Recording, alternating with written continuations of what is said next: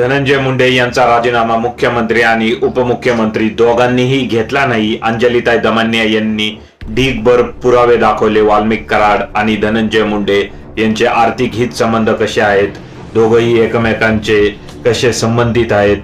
तरीही हे दोन्ही जे मुख्यमंत्री देवेंद्र फडणवीस आणि अजित पवार या दोघांचाही धनंजय मुंडे हा खासम खास आहे, त्यांचा चेला आहे. तो एवढा मोठा चेला आहे की त्यांनी काहीही केलं तरी हे दोघं काहीच कारवाई करणार नाही. शेवटी अंजलीताई दमानिया यांनी हायकोर्टामध्ये 133 पानाचं एक रिपोर्ट तयार केला आहे आणि लवकरच ते केस दाखल करणार आहे धनंजय मुंडे यांच्या राजीनाम्यासाठी. आणि त्यानंतर 6 ते 7 महिन्यामध्ये धनंजय मुंडे यांची आमदारकीही जाईल. संतोष देशमुख हत्याकांडमध्ये अंजलीताई दमानिया यांनी शेवटपर्यंत लढण्याचा निर्धार व्यक्त केला आहे आणि मी पण अंजलीताई दमानिया यांच्या या लढाईमध्ये शेवटपर्यंत त्यांना साथ देणार आहे. आपण त्यांच्या सोबत आहात का? कमेंट करा कमेंट बॉक्स मध्ये.